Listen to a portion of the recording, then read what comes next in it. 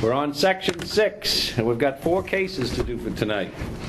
We're still working on the process of how injunctions are granted and the process specifically about bonds and hearings and sort of the fundamentals of how that works and how it would work even in the event that there are arbitration provisions and the like within it.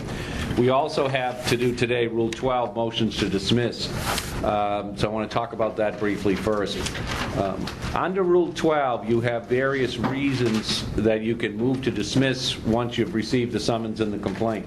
For the most part, if you look at the list, they are because of what we would say are procedural or substantive deficiencies. Either we're in the wrong court, service has been bad, or the wrong court for various reasons, the service is improper, or there are substantive / procedural deficiencies with the complaint. Maybe your complaint has not adequately laid out the cause of action. Maybe even with all the facts that you have, it doesn't give rise to a legal violation. For whatever reason, if you move under Rule 12 to dismiss, you generally have to consolidate your various motions at one time. So if you have multiple reasons to move to dismiss, either counts or portions of the complaint or the entire complaint, you generally must consolidate those motions when you bring the Rule 12 motion. The Rule 12 motion, once filed, will toll the time for filing an answer until such time as that motion is resolved. So sometimes we use it to test, not just to test the complaint, but to provide us some additional time to gather information on the answer and perhaps a counterclaim and the like. So Rule 12 allows us to gather some additional time before we have to file an answer and any counterclaim as well. And oftentimes with modern pleading, where there are multiple counts to a complaint, there may be 1 or 2 of the counts that are not as strong or frankly pled improperly or just not going to amount to a violation of law, so that we would move to dismiss some of the counts in the complaint. Even if you move to dismiss some of the counts in the complaint, you do not need to respond to the entire complaint, because a motion under Rule 12 tolls the time from answering the complaint in its entirety until such time as that motion is resolved. So you want to think about Rule 12. We use Rule 12 a fair amount in practice. It's what I call one of our 3 testing motions. The other, because that tests the complaint on the face. The other 2 being a motion for summary judgment, which tests the pleadings taken as a whole, and a motion for judgment as a matter of law under Rule 50, under the federal rules, which says that the evidence is insufficient such that a reasonable jury couldn't find for the other side. The first case we have to do today is Franks versus GMC Truck Center. And it's an interesting case. It's a business case. And what you've got is it's filed down in New Jersey State Court to begin with, and the defendants remove it from State Court to Federal Court. What allows an action to be removed from State Court to Federal Court? Otherwise, go ahead. What? If the defendant could have otherwise been, if the action could have otherwise been brought in federal court. If the action could have otherwise been brought in federal court, the defendant now has an option to remove that action from State Court to Federal Court, unless removal is predicated on diversity. And in the event removal is predicated on diversity jurisdiction, the defendant cannot be from that forum. So if it's a federal question or a constitutional issue, it makes no difference that you're from that jurisdiction. But if your removal is based on diversity, the defendant can't be from that forum. Removal's automatic. When you file the notice of removal with the proper entry fee, the next hearing is in federal court. It is not in the state court. The papers are automatically shipped off to federal court. Some defendants feel that they have a better, especially a company like GM Truck Center, GMC, would feel, as a general matter, that they would be more favorably served by a federal court. And I think there's some basis for that. Federal courts sometimes tend to look to a greater extent at national commerce and tend to favor the larger corporations. At least that's not unreasonable to say that. And so GM decides to remove from state court to federal court, even though it's a diversity suit. It doesn't really allege violations of federal law, and so therefore the next action is in federal court. Why do you think Frank's wanted it in state court to begin with? Because Frank would have had the option, obviously, of entering it in federal court. Home court advantage. Yeah, right. Home court advantage for the small guy. He's employing people likely in that county. To some extent, if the thought is that federal courts favor the large national defendant, then obviously the corollary to that in state court is that they may well favor the local employer, the person they know. And so Franks would have preferred to have it heard in state court, but GM decides that they want to take it to federal court. Frank wanted an injunction, and he wants the injunction preventing GE from terminating its supply of new heavy-duty trucks, and wants to continue to do the warranty work, I guess he's done for decades.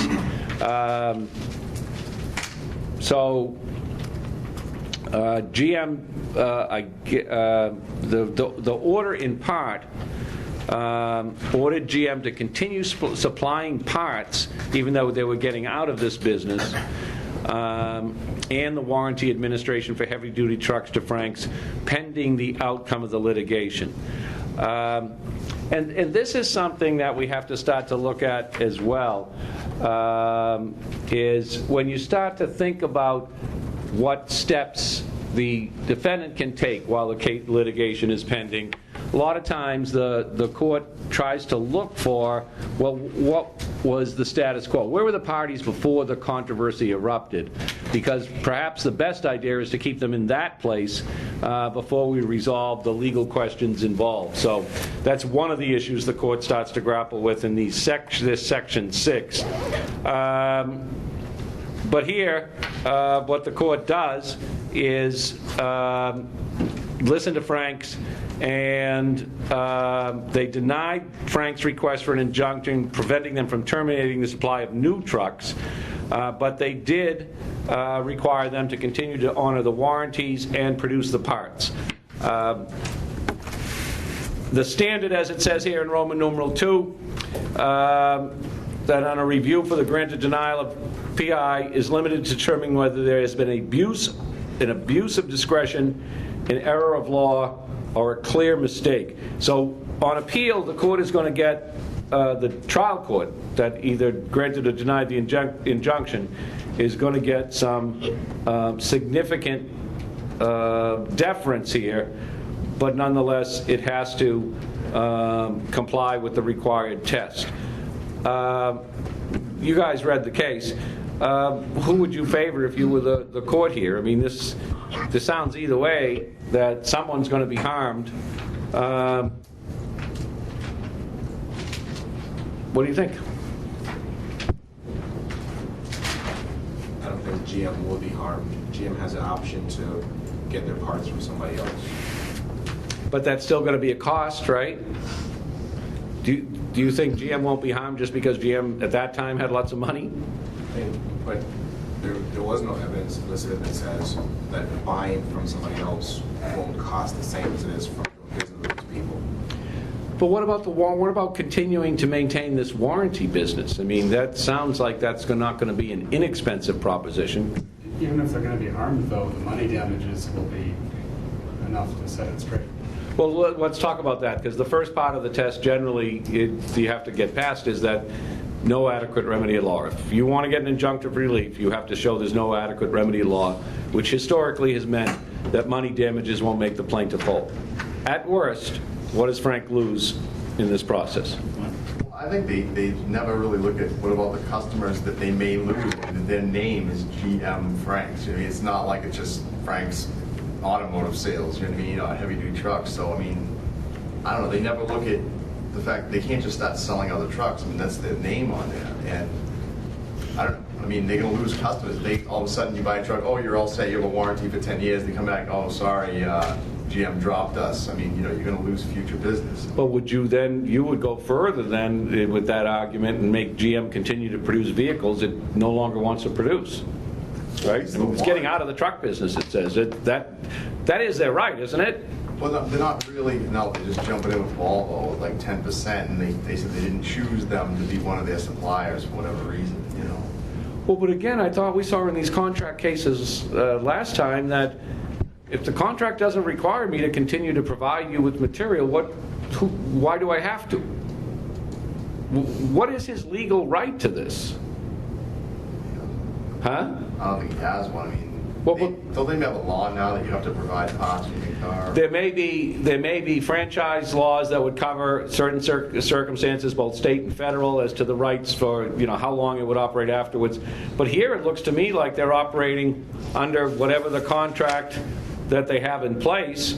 And I don't know how you can tell GM that they can't get out of a line of business that they don't think is profitable for them, simply because Frank says, I'm going to lose some money here. Matt says at the end of the day, if Frank's argument is he's going to lose money, well, then we can give him money. It's not all he loses, though, in fairness to your point, is that there's goodwill from customers. He's going to lose these customers, and he's never going to be able to get them back again. But what's what's the legal injury, the legal entitlement to continue to be able to do this? Because I understand the hardship, and I guess, you know, we could go through the rest of the factors and we could debate how close they are, but I'm trying to figure out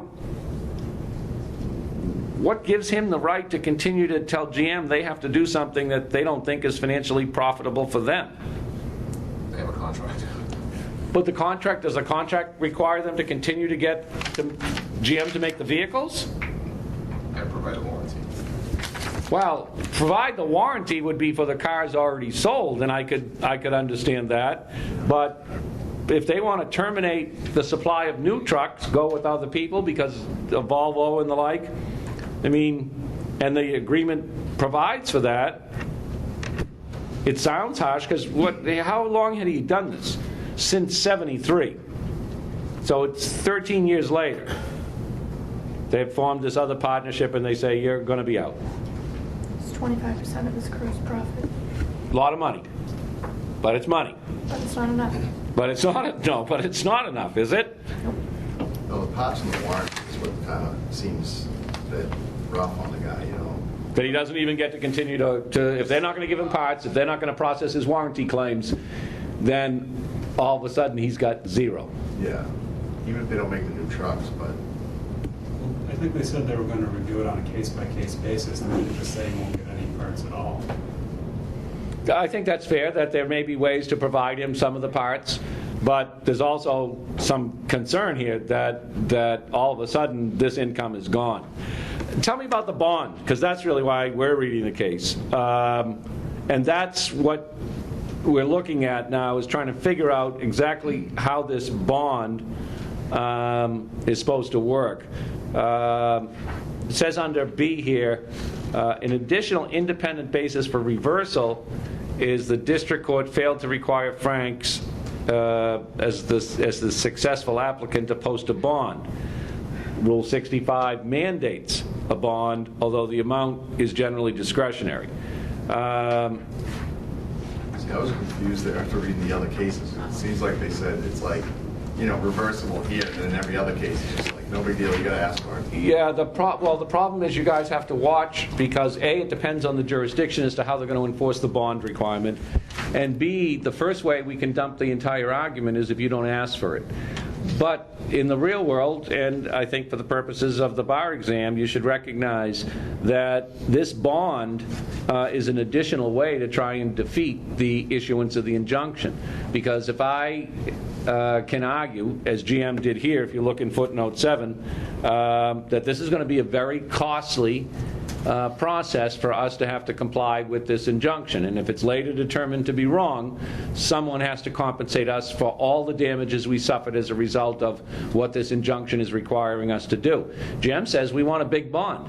Now, the likelihood of Frank, already facing financial difficulty, is going to be able to post a big bond is relatively low. And so what it does is it gives GM another opportunity to defeat the issuance of the injunction. So we argue the bond. And as it says here, that absent circumstances where there is no risk of monetary loss to the defendant, the failure of the district court to require a successful applicant to post a bond constitutes reversible error. That is different language than we saw the last time we looked at it. They seem to dump it and say, well, it's somewhat discretionary. It is discretionary, and if you don't ask, you don't get it, and there's no problem with that.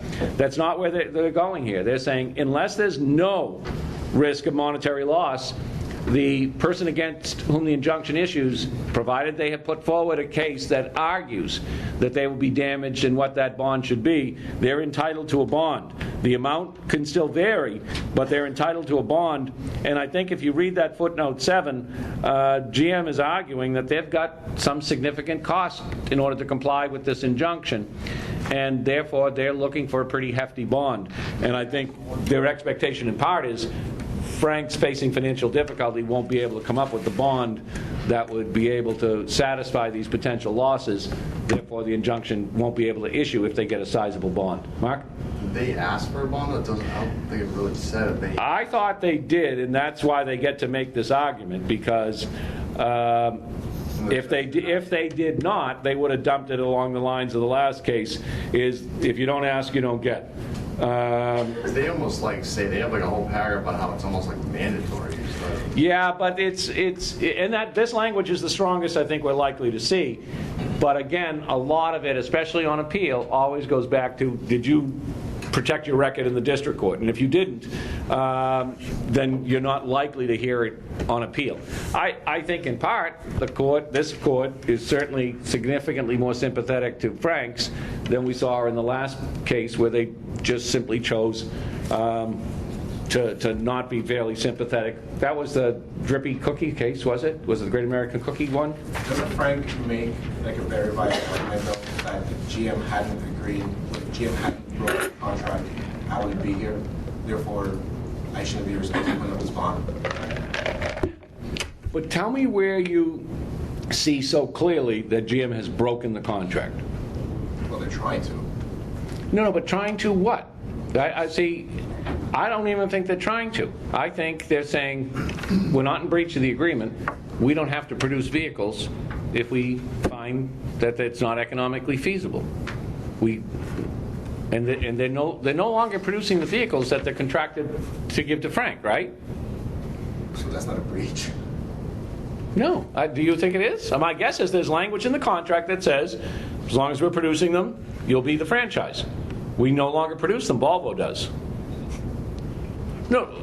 But I mean, like, think about it this way: when people buy cars, they have a preference as to what cars they buy. And Agreed. They also have a preference to where they go. And dealers make trips, and they go to Frank's. Frank's a GM dealer. I like Frank because when I talk to him, he knows what I need. So if Frank's no longer You and Frank are real tight, huh? yeah, if Frank's no longer sells GM, he's losing a customer base.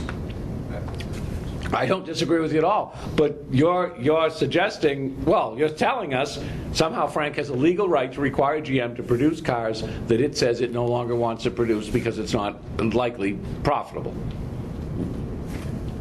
I don't see that in here, right?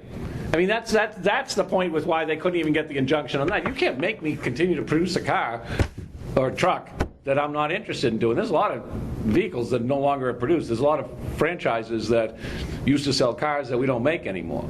And I think Frank's GM claims, as long as there are cars, he's good. As long as there are the GM trucks, but they get out of the business. And so it's I think the equities heavily favor Frank, especially back in 1988 when the auto business for GM was much better. It's better again. But the fact is that here he doesn't have the ability to tell them to continue to make a product they no longer want to make simply because he's got the franchise for it. Frank's out, and he's likely going to be hurt even more because I think this bond is going to be too big for him at the end of the day to post. Let's talk about Ayoud versus Mobil Oil. This case comes from the First Circuit right here in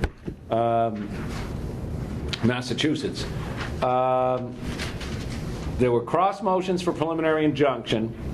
It's the service station case.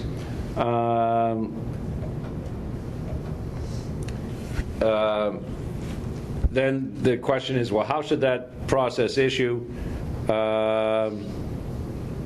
And hopefully you read this case, because it's an interesting case, and it does come from the First Circuit with, and as you can see here, Justice Breyer used to be on the Court of Appeals before he went to the Supreme Court, with Judge Sellier and Judge Caffrey. Judge Caffrey was from here in Lawrence. Interesting vocabulary in the case. Sellier writes like that. When you read a Sellier decision, you have to read it with a dictionary. He's a real pompous ass. And I'm not even going to go there.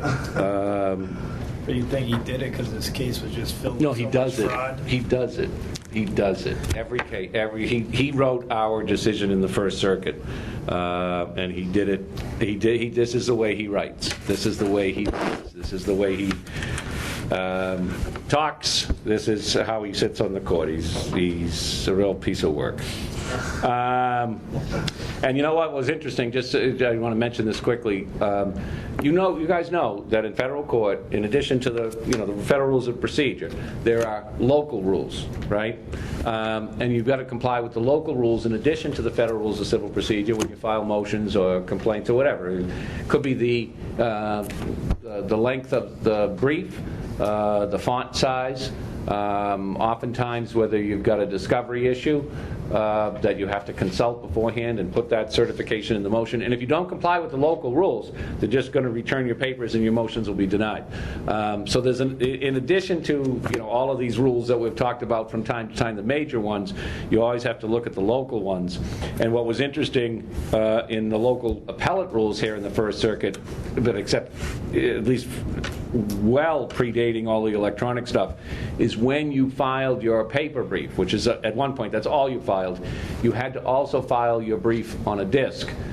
Because Justice Sellier did some type of degenerative eye condition, and so if you had it on disc, then he could put it onto the computer and enlarge the print. But that's a local requirement. I'm just mentioning it to you because whatever circuit, wherever you are, there will be different local rules depending on that. And if you don't comply with local rules, your papers will be returned or the case will be dismissed, and you just should be aware of it. I remember we left law school, and when we were getting sworn into the federal court, Judge Wolf asked, how many of you know that there are local rules of the federal court here? And we had never been exposed to it all, so I want to at least make sure you've been exposed to it and you're aware of it. And there are a lot of housekeeping things, but there are some procedural and substantive matters of importance in there as well. But at any rate, let's talk about this provision, because obviously I think you can tell. I think it was Jim who already said it. He doesn't like the plaintiff much. And I don't think he thinks the plaintiff's case is sufficiently meritorious at all. He cited the three little pigs. He cited the three little pigs, didn't he? Fribbling disparity. He uses this is the way all of his decisions are written like this, though. It does make it a little more interesting. But in part. Why shouldn't, if the guy ran one good franchise, what's the big deal with allowing him to run another good franchise? But I'm looking at this paragraph on 891.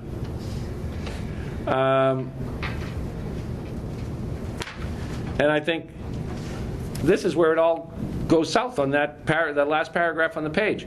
Plaintiff was not about to let his prey slip through the contractual crack. Although Monahan repeatedly offered to return the money and rescind the transaction, Ayoud kept control of the station.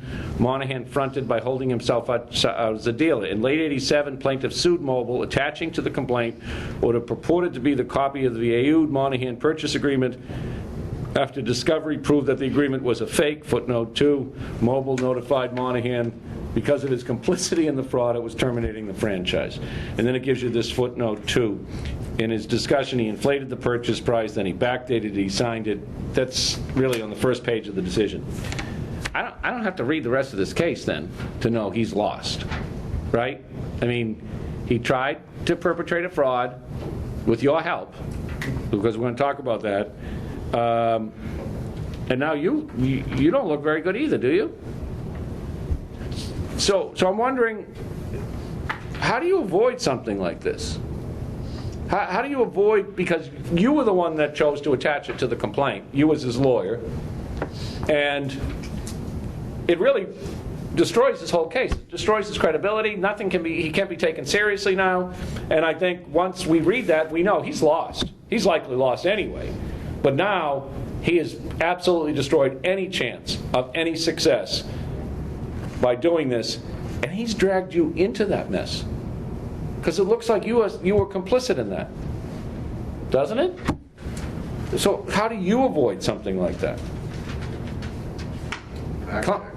Fact check what, though? How do you do that? The agreement, it said it was kind of obvious. I mean, I don't have a great vocabulary word besides obviously, but it said it was obviously fake. Well, then that does make you complicit in it. You were duped, too. And you were duped big time because you attached it to the complaint. You thought it was such an important document, you put it there. But you say ignorance is no defense, so you're supposed to do due diligence to make sure that the agreement was real. Yeah, I know the language, so what? Yeah. Like what? What's that mean? What does it mean you guys are going to do? Because the next time you appear before this court, you're the guy you're the sleazeball who was with the other sleazeball. Aren't you? Anything you attach to the pleading, make sure it's not a fake. How would you do that here, though? Copies of your communications with your clients, they have a letter saying, please send me the agreement, and what you got was his response to your requests. But and I hear you, but at the end of the day, you're still in the middle of this. So, I mean, is that enough? Should we have checked with mobile? Well, but Mobile's the defendant. Are they really likely to be able to cooperate, willing to cooperate with you? And it's not. This wasn't between Mobile. This was between the two service station owners. Well, I'm confused because I'm not sure if it was fake because he constructed a totally fraudulent document, or if it was fake in that him and the other service station manager kind of formulated an agreement between them, and it was actually a legitimate contract between those two, but Mobile just didn't see it as legitimate because you're not allowed to have two service stations. Because they did sign an agreement. The two managers signed an agreement. The two owners signed the agreement. But look what it says they did in footnote 2. They inflated the price. They then backdated it and signed it. Well, that's a bogus agreement, right? You're putting it in for a price larger than what the purchase price is. You're backdating the date the agreement was reached, and now you're signing it saying this is our agreement, and you're attaching it to the complaint to support this legal theory that you have that Mobile already acquiesced in the approval, and so why shouldn't I get to do it because I'm running a good station already? I mean, I'm more curious how they found out, just as they found out through discovery. Well, either through depositions or documents at some point, as well, and this is where I thought some of you were going, is let's take a look at the exchange. How did the agreement come about? What other documents do you have to support it? I mean, did you talk to Monahan and find out that this was, in fact, the agreement? Because Monahan's not the enemy, it's Mobile at this point. Did you? Lied too. You didn't, though, did you? I mean, realistically, would you do that? Your client brings you a purchase and sales agreement. On its face, it looks okay. Is that enough? Monahan would have lied too, if you asked him probably. Yeah. Well, you could get discovery from the bank statements. Well, but the discovery from the bank statements is going to, oh, you mean bring me the check? Because he inflated the price, so he sold it for, say, 20, but they said that he bought it for, say, 80. So wait a minute. So have him. I'm wondering, before you file the complaint with the fraudulent attachment on it, how do you do a better job at making sure that you don't do something like that? Because maybe you can explain it after the fact. I tried. I did this. But the fact is, you look sleazy, and it's not just sleazy. This piece here has cost him any chance of success. And maybe it's right, it should, because if you lie about one thing, you lie about other things, right? But I know this sounds odd, because I think he's obviously morally suspect to begin with, but maybe you should have had a harder talk to him about the merits of the suit before you went with it in this way. And so I'm wondering how you avoid, as the new attorney, you take a document from your client and it looks real. That's enough? Brenda? I think it's, I was reading a little bit about discovery for independent reading, and it was saying don't assume that your client knows all the facts. Either directly or mistakenly, they may know some of the facts, they may think they know all the facts, but you really have to research what your client tells you for that reason, just so you don't end up really looking roughshod. Well, I think and this sounds overly cynical, but unfortunately, in all litigation, civil included, everything they tell you isn't the truth. It just isn't. Even if they think it isn't likely the way it went down. And so that's why we've got to sort of open up that circle of sources of information before we file, or at least the verification, to talk to Monahan, to get other information. Mark asked, well, how would this have been discovered? Well, the likelihood is both Monahan and he were deposed, and then at some point were able to get to the question, what was the actual purchase price? And clearly it wasn't what it was. And when was the agreement signed, but they dated a different day. I mean, that makes the documents suspect to begin with. And the fact is there may be other documents that you obtain through discovery which clearly indicate that they've inflated the purchase price and that they've backdated the agreement to try and be a period where Mobil may have been more likely to acquiesce to the transfer. I just look at this and say, this case is over when you read that. The rest of it are all details. And how they're going to determine that he loses is really not consequential, because he tried to perpetrate a fraud on the court as the court saw it, and the court just can't reward that type of behavior, and they don't intend to. But I worry about you as the new advocate. You've got what looks like a legitimate document. As it turns out, it isn't. You thought it was important enough to attach to the complaint, and now you look either, at best, incredibly sloppy, and at worst, as unethical as your client. Yeah, like how much discovery could you actually do before you? It's not discovery, and that's why I quarrel with that word of pre-filing. It's investigation.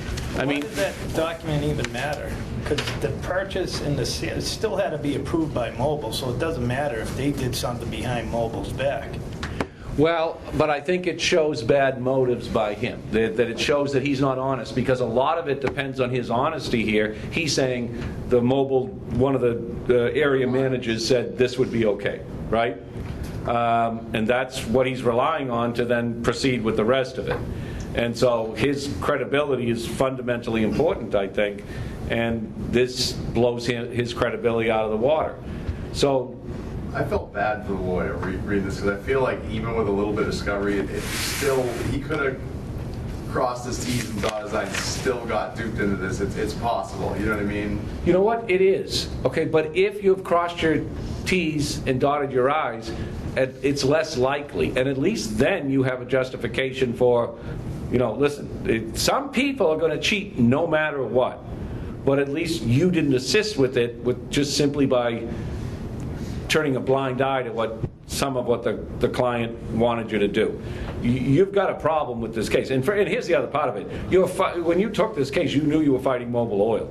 Mobil Oil, companies of that sort, don't just roll over and play dead because they've got a demand letter from you, the attorney, or you're going to go to federal court and get an injunction. They've got scores of attorneys. They could care less who you are or what you can do. And when you're going to take on a case of that magnitude, you doubly better dot your I's and cross your T's. And frankly, this was really kind of sorry the way this came about, because if you had any chance of succeeding, you didn't once you attach that to the complaint. because it was fraudulent, and maybe you dotted your I's and crossed your T's, the likelihood is you probably should have done a little better, because it just reflects very, very poorly on you as well. And it says here, Mobile loosed a pack of pleadings and motions and replies. So this goes from 0 to 180 miles an hour right away, as these things are prone to do. Both sides request interim injunctions. Ayud sought to restrain Mobile from terminating the lease with the franchise, and Mobile, pursuant to a counterclaim, so Mobile files suit and a counterclaim, asked that he be banned from continuing to trespass on the Maple Avenue site, because that's the site they terminated. It denied his request for PI and granted Mobile's motion, and then off we go. And the court talks in Roman numeral 2 about the 4-part test, which they call it a 4-part test. I always use 5, which is the first one that we saw in the last case as well. No adequate remedy at law. You have to show that money damages won't make the plaintiff whole. Mobile probably pretty easily gets past that here. Now you start making silly arguments too. Enjoining a trespass. It says plaintiff tries to convince us that mass law does not allow courts to enjoin a trespass. That's just flat out false with respect to his statement of the law. So he just goes from bad to worse. And that's you, because he doesn't know that. That's the lawyer making this argument.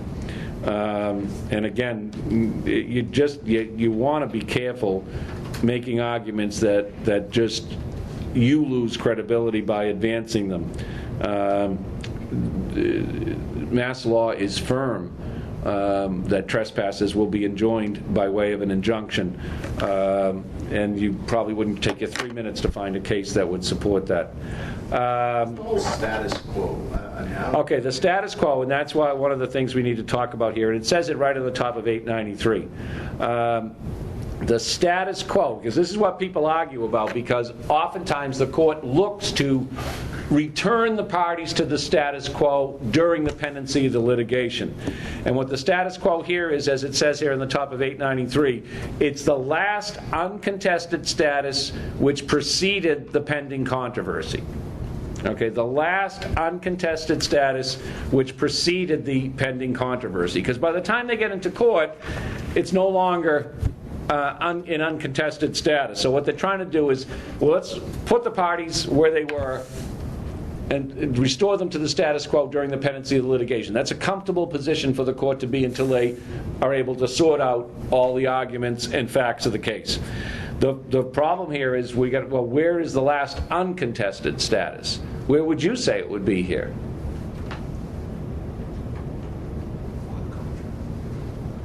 Each one owning their own separate mobile. Yeah, right? He doesn't get to run the second station under those circumstances.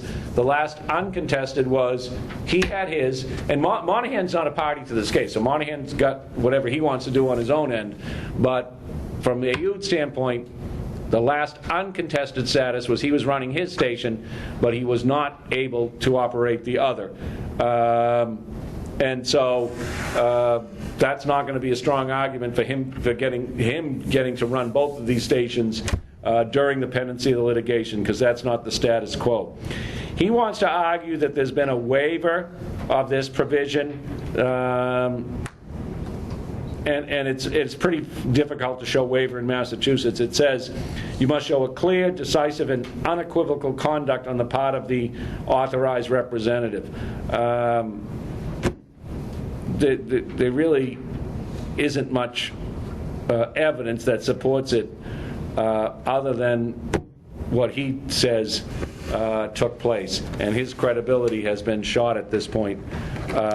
So he's likely out of luck. The court also addresses on the procedural aspects of it, this lack of hearing.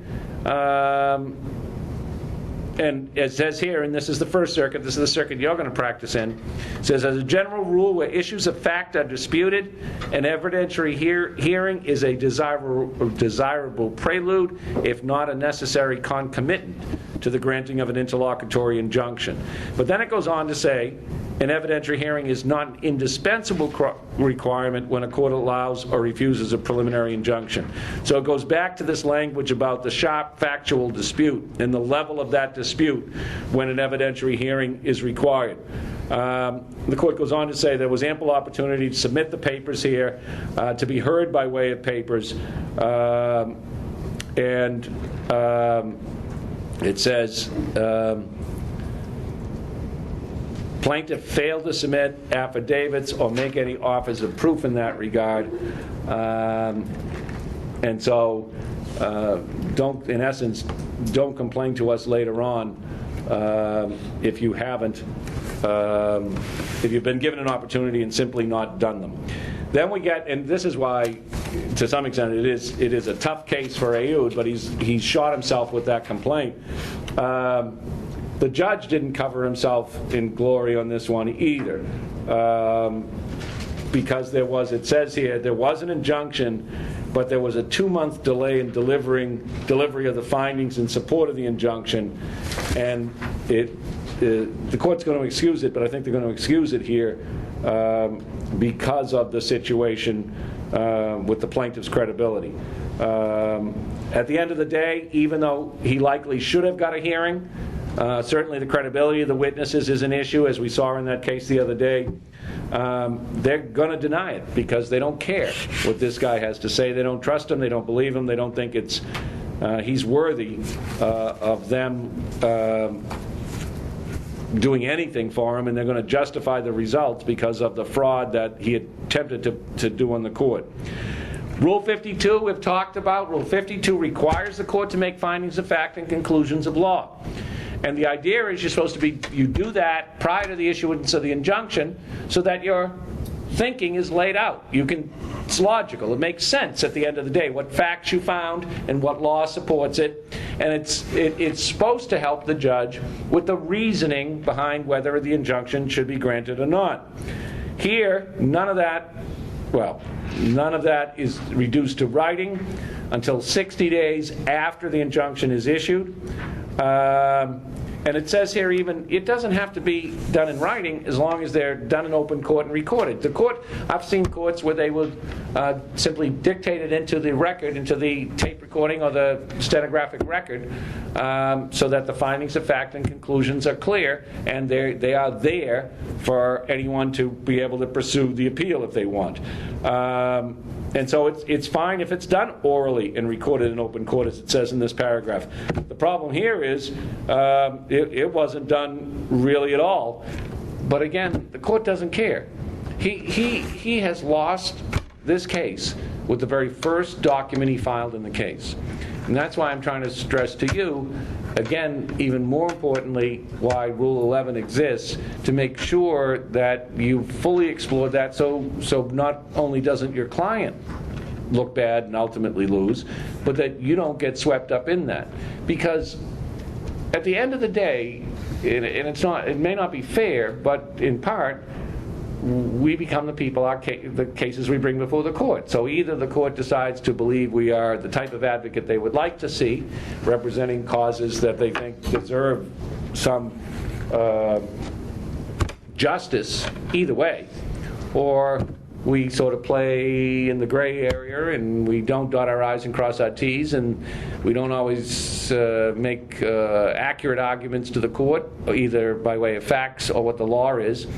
And then what that means is over time, and it doesn't take long, you become the type of lawyer that the judge is not going to listen to. And judges talk to each other, so that means other judges aren't going to listen to them. We develop a reputation very quickly, either as a straight shooter or not. And you get swept up with a client like this, and we can look bad. And if you get swept up with more than one client like this, then you're going to be bad. And that's going to be your reputation.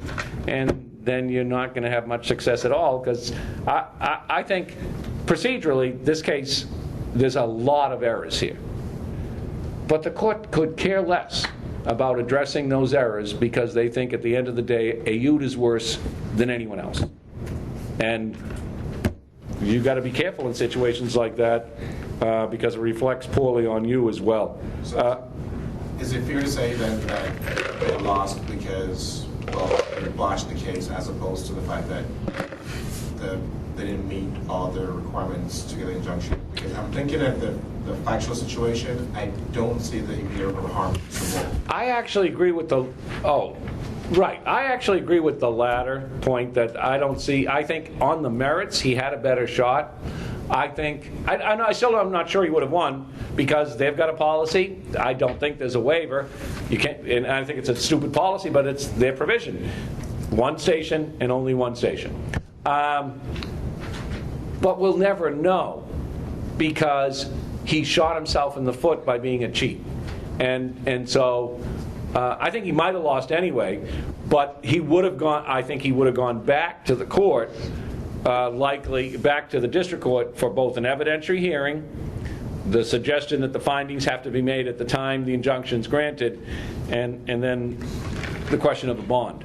There are three pretty significant errors here in the process, but the court could care less about them because they care even less about him. Which, I mean, I think that's natural, right? If you're a cheater, or if you don't deserve help, why should I help you? On the other hand, if we have a sympathetic client with a sympathetic cause, and we can paint them that way, the court is much more likely to look for ways to assist that person. That's human nature. You know, I mean, you guys have studied enough law at this point that there's a little that's so black and so white that it's one or the other. And most of our cases are really in the middle, lots of gray. And so what we've got to do when we have those cases is we've got to give the court or the jury some reason to find for our guy, to go look for why they should win, why justice requires that result. And if we can provide them that, they're more likely to do so.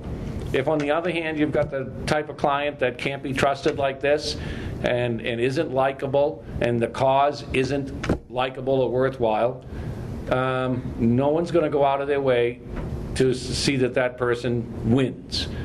First, I got to think that you should win, then I can find a reason for you to win under the law, because you know that there's a case that supports virtually anything. Now, as a rookie, how do you fix that? The court now thinks, you're a fraud. Your next one better be a much better one, and it better be much better presentation, because fixing it is hard. You start out here, and you drop here. It takes a long while to get back to where you even started. On the other hand, you start out here and go up, and you're straight with the court. You're accurate with respect to the representation as to what the law is and what the facts of your case are. It doesn't take a lot to get here and stay here. But a few of these, that you've aligned yourself with someone who, at best, you were duped by, still doesn't make you look very good. And, people will try and take advantage of you. They will tell you enough to get the answer they want to get. But you've got to push further. You got to. That's why we become probably cynics. You have to doubt, and you can put it on that we've got to have more information to provide the court, because even if he is 150% accurate, if he's got no witness that supports him, he's still got a difficult case to win. And he needs to know that, and you need to know that, because sometimes you have a client that you will believe completely, but if they don't have evidentiary support for it, the likelihood of winning is still very, very difficult. Here, and I think this is why I'm saying it to you. I think it's hard sometimes as a new advocate to really insist on people doing what you told them you need to do. I need verification that this is the contract. I need Monahan's number. I need to talk to him. Is there a lawyer involved in the P&S? Listen, there's some bells here, right? Who wrote the agreement? We did. There's no lawyer involved? No. I mean, I assume that that's the answer. So somehow you guys wrote out what would be a relatively complicated purchase and sales agreement for a service station that has a franchise agreement attached to it on your own? When? You don't want to sound too skeptical, but when things aren't done in the ordinary course of things, you should start to say to yourself, something's not quite right. where was it signed? Are there any witnesses to the signing of it? Just, you need more of the information. And sometimes that's harder to get than others. But you want to follow what Rule 11 requires you to do. And to me, it's an easy way to do it. You have to recognize that you're simply insisting on what the rules require to try and limit the backlash should something be wrong. And by the way, didn't he also, this guy, the same guy was telling you, Mobile approved it, but you have no writing evidence, is that right? There are some red flags here earlier on. There are some red flags that should be going off, ding, ding, ding. Well, can I speak to that person? Do you have an email? I mean, really, these days, you don't even have an email? No, but they said it would be no problem. Well, did you ask for it in writing? There should have been some red flags here. And not having done that is a problem. And you should have been a little wiser that you were going to have problems. Should be a bond, but he didn't ask. So tough luck, right? And that's the way, again, if you want a bond, you've got to raise it. Him having not raised it here, he doesn't get to argue later. And again, look at footnote 8. This is why the whole thing is just horrible. You just read the case that says, oh, there's got to be a bond. Now they say, who cares? But Mobile cared because they recognized that they had a problem here. So while the appeal was pending, they posted the bond to try and take that issue off the table. And then they say, oh, it's moot. Mobile posted the bond on appeal. The bond is supposed to be posted before the injunction issues. So again, this case is just rife with procedural flaws, but they really don't care. And they don't care because they don't care about your client. And they likely don't care about you either. So those are all errors, but not errors sufficiently as the court sees it to do anything about. We now have another subway case. And it's just, I want you to see this because this happens in a lot of cases. Franchisor filed petition to compel arbitration. The court ordered arbitration and issued a PI barring franchisees from prosecuting their suit against franchisor in Illinois.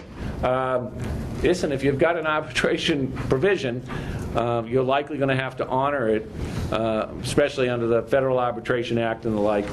And then there's even a question of, well, does the court, if we've got an arbitration provision, does the court even have the power to grant injunctive relief other than this one, other than simply saying, no, you don't get to go anywhere other than arbitration.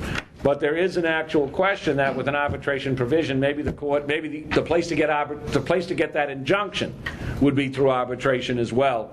That there is no process other than arbitration. So here, but they've got an action pending. It's not pending where it should be with the arbitrator, and they want an injunction.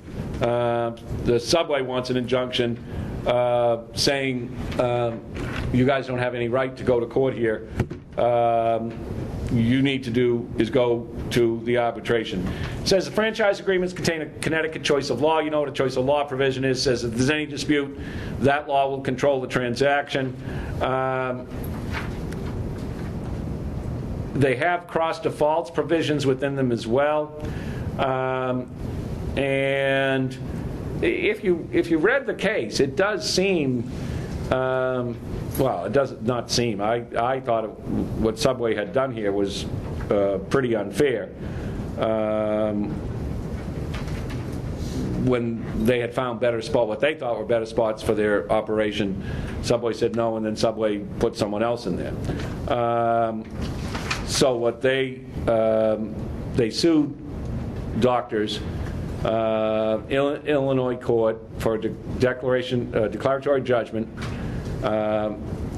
against enforceability arbitration clause. They also want damages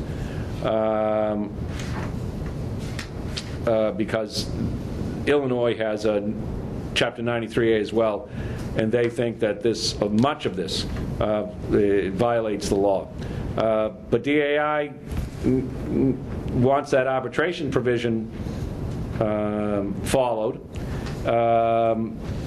and they want a preliminary injunction that would prevent them from doing anything else. If you read the case, and again, I think it's indicative of a lot of these franchise agreements. They've got provisions on choice of law. They've got provisions on personal jurisdiction. They've got provisions on arbitration. You can talk about fraudulent inducement, but it's not just talk if you want to say that there's fraud involved, because as it says at the bottom of page 979, the essential elements of an action in fraud are that a false representation was made as a statement of fact, that it was untrue and known to be untrue by the party making it, that it was made to induce the other party to act, and that the latter did so, which caused their injury. That's a pretty tough standard to be able to meet. And the fact is that even if it's going to be met somewhere, whatever claims they have can be arbitrated. They say, well, listen, the arbitration costs here are pretty high. Could be as much as $5,000. This is an older case, too. So it could be significantly more than that now. Where year is it? What about their 96. Their third reason when you were arguing that it was unconscionable, that Subway does give business to the arbitration board? Isn't that a valid point? Say again? They argue that the arbitration clause was unconscionable because Subway gives them more business than we give them. yeah, isn't that a valid argument? Well, is it? I mean, if AAA is like a nationwide arbitration, it's not like Mike's Arbitration Inc. That, you know, Subway's giving me all their arbitration business. The results might favor them. AAA has a long history of being neutral like that, and I think you're right with a different arbitrator, or not arbitrator, arbitrating agency. You might be able to make that argument and make it stick better, but their reputation is pretty solid, and I do think there's some merit to it. You know, the fact is that if I'm giving you, and I'd like to know what the numbers are, but if I'm giving you 20% of your business, and I don't think it's anything near that, just so we're clear, my guess is that the results, if we were careful looking at those results, we might find that it favors Subway. In the same vein with that, there's a company called Independent Medical Examinations, IME. Well, the insurance companies use them all the time. Well, they're not independent because the insurance companies are paying for maybe close to 100% of the work. And so the results tend to favor the insurance carriers. Everyone's able-bodied, everyone can go back to work, everyone doesn't have a permanent injury. You know going in that that's the likely result. But they're entitled to get their own experts. But what you need to know, is it's not independent. And the AAA is recognized as that's not likely to be the case here. And so I hear the argument. I just don't think it's likely to be supported by the facts.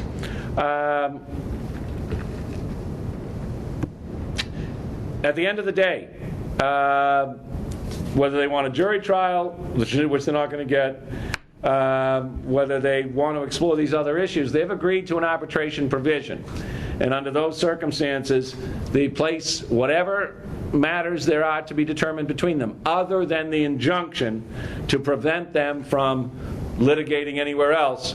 That whole argument has to take place in arbitration. And then lastly, again, we're looking at the bond more than anything else with these cases. And now what jurisdiction are we in? Because again, we see another variation from this absolute requirement of the bond. Second Circuit. And it says they didn't require a preliminary injunction bond. In such sum, they italicized for you, as the court deems proper. And then it goes on to say, it has been held proper for the court to require no bond where there has been no proof of likelihood of harm or where the injunction was issued to aid and preserve the court's jurisdiction over the subject matter involved. So they think that there doesn't need to be a bond here because this supports both subject matter jurisdiction, and the defendants have provided no proof, or the plaintiffs actually in this case, have provided no proof of harm such that it would warrant them getting the injunction. Lastly, let's look at this Equifax case.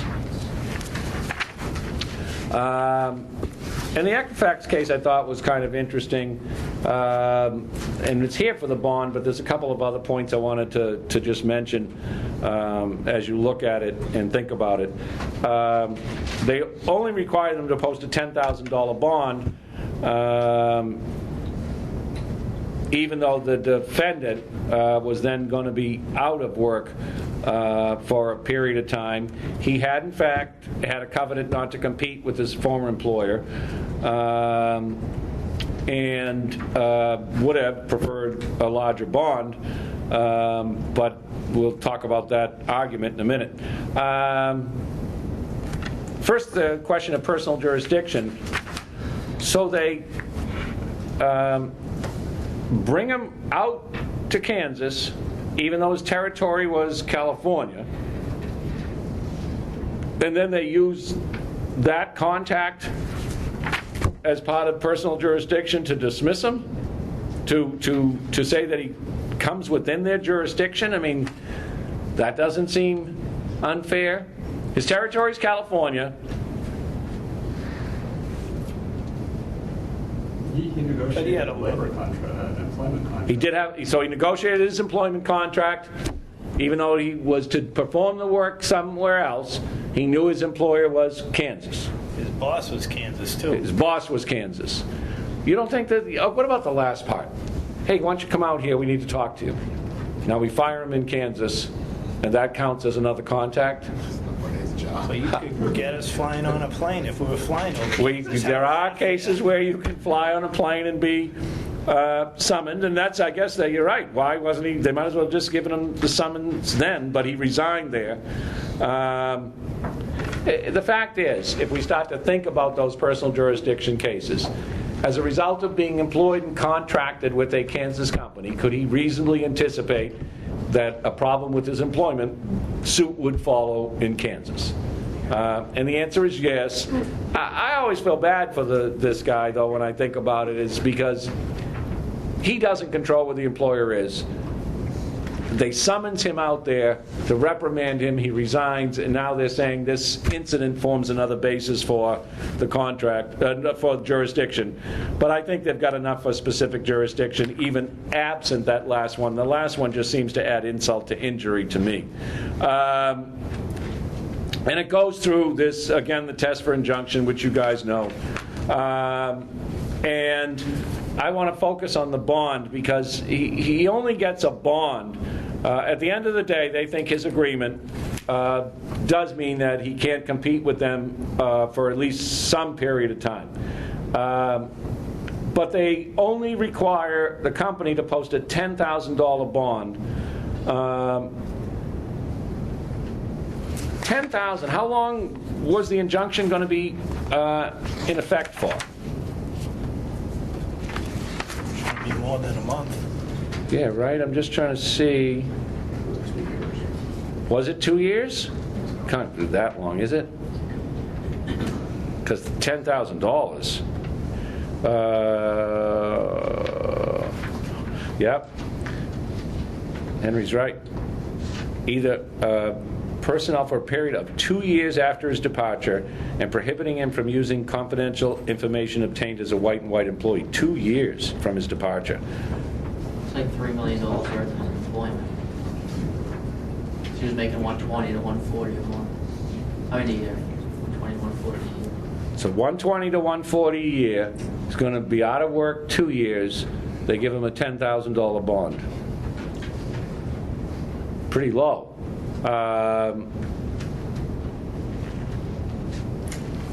So why shouldn't he have gotten more? He has a duty to try to mitigate his damages to get another job. Well, he does, and that's one argument, is that he could have. I don't know how limited his other employment prospects would have been, certainly in that field it may have been, depending on how broad the company was, how broad its business involvement was. But there's a better legal argument as to why he shouldn't be getting more than 10. What is it?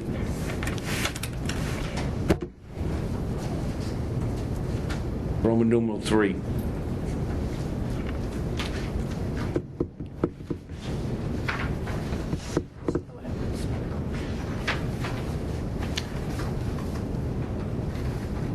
And this is on you now. At the hearing on the preliminary injunction, the defendant presented no evidence on the extent to which he would be harmed by an injunction. Therefore, we will not speculate that $10,000 is insufficient. When you're opposing the injunctive relief, you have to be prepared to make it the argument on needing a large bond.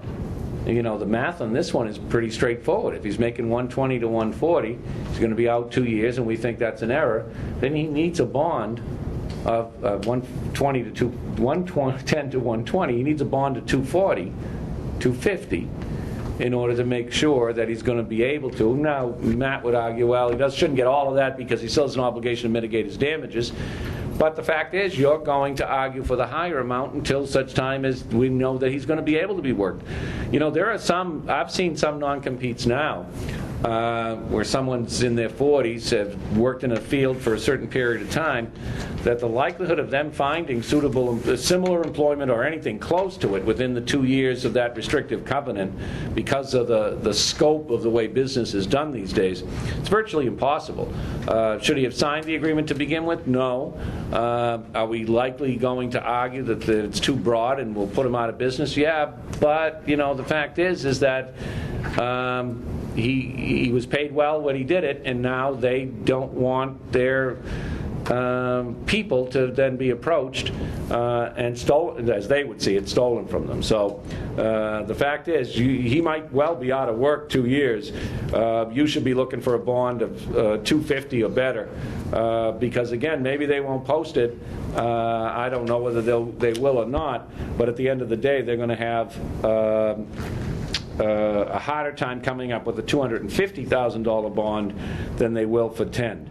You know, we've seen in these cases with respect to the bond a couple of things. A, you got to ask for it, or you won't get it. B, if you ask for it, you should put information in as to the scope of your damages that are likely to be incurred as a result of that injunction being granted, and the harm you will suffer, as we saw in the GM case where they wanted to offer such evidence. C, even where you do that, depending on what jurisdiction we're in, we're going to get this argument that the amount of the bond is discretionary, that the court doesn't have to provide you what you would like. But the fact is, if you don't do the first two things, then the fourth argument that comes into play is you did nothing at the district court in requesting the bond, therefore don't complain now that you have a bond of insufficient amounts. As we see here, $10,000 is, in my opinion, grossly insufficient for him. But then you got to have someone make the argument that you need a significantly higher bond. And lastly, he's got a change of venue provision here, that he wanted it to come back to California where his home court would be. And this is precisely why this is done, right? They want to argue on their home court, well away from his home and his perhaps more favorable forum. And they also know that it's grossly cost prohibitive for him to be arguing and flying back and forth from Kansas to California. They've got him over the proverbial barrel, and they know it. He's trying to transfer the venue back. But the fact is, there's still a contract action that, in all likelihood, originates out of Kansas. And if the court wants to keep it there, they can. They've got him pretty hard, between a rock and a hard place, and he knows it. and it doesn't even sound like he's got a good lawyer in Kansas if the lawyer's not making an argument that they need a significantly higher bond. The likelihood he's going to have to cave and be subject to the 2-year non-compete. And this type of thing happens a lot, and the non-competes can become financially devastating. The problem is oftentimes we don't see them till there is a problem at the back end, and even if we saw them at the front end and talk to the client about the ramifications of them, client's got a sweet deal as they see it. They want to take the job. They're not worried about what's going to happen in 5, 7, or 10 years. And these provisions can wreak havoc, and the courts will enforce them if they're sufficiently limited in time, scope, and duration. So they're tough cases, and these cases come to head very fast because we're looking at virtually resolving them on a TRO or prelim, because the case is going to take a year to get to trial. Many non-competes don't go beyond a year. Some will go as long as 2. But even 2, smart plaintiff can slow that process down so that by the time we get to trial, there's virtually months, if that, left on the injunction, on the non-compete, and very little left to try. And the other thing is, the likelihood is if the non-compete did take hold and there is an injunction, the plaintiff has run out of money well before we ever get close to trial. So these are the types of battles that you have to be able to go in full bore early and be able to try and be successful. Because if not, the case is going to be over at the preliminary injunction stage in all likelihood. It really is it's dispositive. They can talk about it as preliminary findings and only subject to later down the road. For all intents and purposes, your guy or girl is out of work a year, your case is over. They haven't paid you in ages. They can't. They can't probably pay their own mortgage, much less your bills. Anything else? Yep. Do you get, if you lose the case later on, the ultimate case, do you get the bond back? I know you. If who loses the case? Well, No, the bond generally, you're going to go to a bonding company to give them some security, and they'll post the bond. So it's like an insurance policy. You pay a premium for it. but if you lose the case, like, Wait a minute. No, in other cases, you may just simply post security with the court. So if they want a $100,000 bond and you've got $100,000 and you don't want to pay the premium, you post the $100,000 and you're all set. It's a lot of dough. But now I'm not sure I understand your question, because the bond is to compensate in the event the injunction's improvidently granted, that the injunction was improper. But frankly, you could lose the case, but it was still appropriate to get the injunction. You could win the case, but it was inappropriate to get the injunction. The injunction stands on its own for all intents and purposes, because winning the case is only one of the 5 factors as to whether the injunction should have been granted. The test on whether you get the bond is whether on appeal the court determines that the injunction was improvidently granted, whether it was an abuse of discretion to provide injunctive relief under the circumstances. Okay, so there's a difference. Do you guys understand that? Because the test for the injunctive relief is different than whether you should win or lose on the merits. And winning or losing on the merits isn't necessarily mean you either get or don't get the bond. It's a different standard. but you do lose it if it's not your injunction. If it was improper for the court to grant the injunction, and you've suffered the harm, then you're going to lose that. You're going to lose the bond, because that's precisely why it was provided in the first place. Okay? Okay, thanks.